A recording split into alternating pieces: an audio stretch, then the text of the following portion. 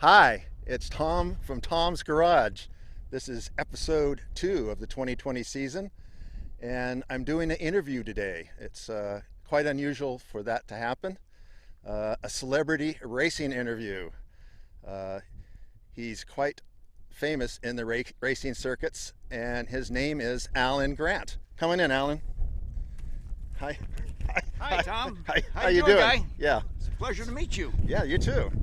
Hey, I know that you know Carroll Shelby and you knew Miles really well, and I know all my subscribers are going to want to know, is the Ford versus Ferrari movie accurate? The characters were accurate or not? No. that's what I thought. But that was probably it was probably very interesting for you to watch that movie and go, oh God, that's not what they were like at all.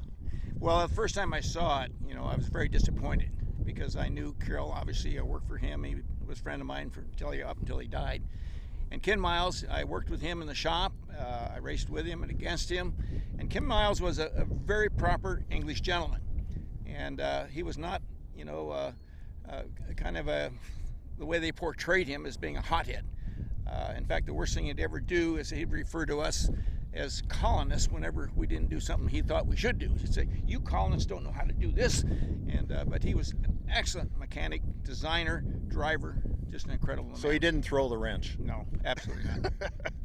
So we're here today because I know that you're the snake whisperer, charmer, I should say, and we have a vehicle I'd like you to share information about, this Cobra over here. Let's go take a look. And it's a charming Cobra. Yeah, let's take a look. Okay, here is the beauty, Alan. Tell us about this car. Well, this car here is a very unique car. It's referred to as an FIA car, and that stands for the Federation of International Automobiles out of Paris, and it actually controls the regulations for all sports cars and Formula One. And so in 1964, Shelby decided that he wanted to go after the world championship and beat Ferrari. Yep. And so consequently, they built only five of these. Wow. And so consequently, they had to do it in order. Five of these cars? That's correct. Wow, that makes it quite collectible then, isn't it? Very collectible. Wow. And the thing of it is, this car is different from the cars that we raced in 1963 and the car that I actually raced against the Shelby team, because those cars were basically street cars that we literally flared the fenders out, the back and the front and the whole works, and made a street car into a race car. This was made as a real race car in 1964, and like I said, there's only 5 of those.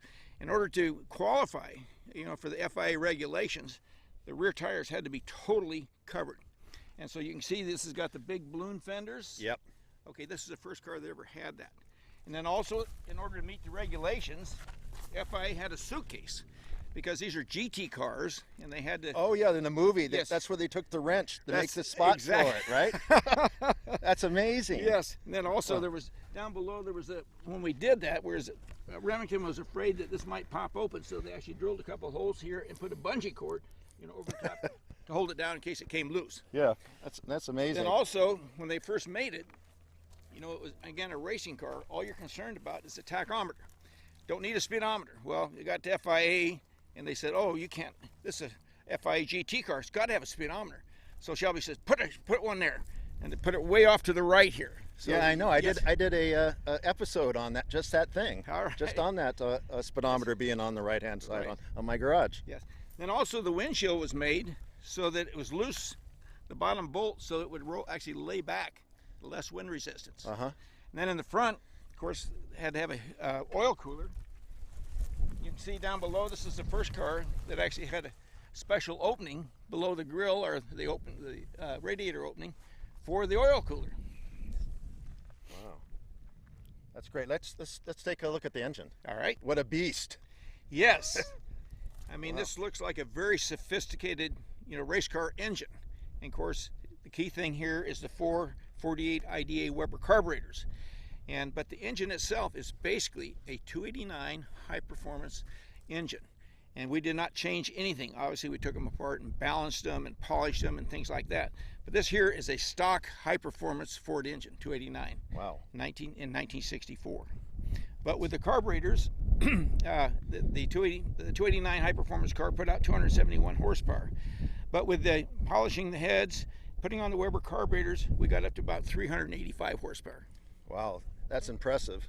I bet it's hard to tune all those carburetors. It is very hard. Weber has got so many different adjustments. I mean, it takes somebody that really understands and knows the Weber carburetors to do it. Yeah, I like the little Canteen water reservoir. Yes, ironically, you know what that is? What? That came off a Corvette. That's actually a Harrison, radiator tank, that we actually used because it was small, lightweight, etc. But it's a Chevrolet part. Wow. Don't tell anybody. So Alan, whose signatures are those on the dashboard there? Well, one of them there is mine. Oh, okay. And right below it is Bob Bondurant. And Uh-huh. of course, Bob Bondurant, he was in Europe in 1964. And right to the right is Peter Brock. And of course, Peter Brock is the one that was designed the Daytona Coupe.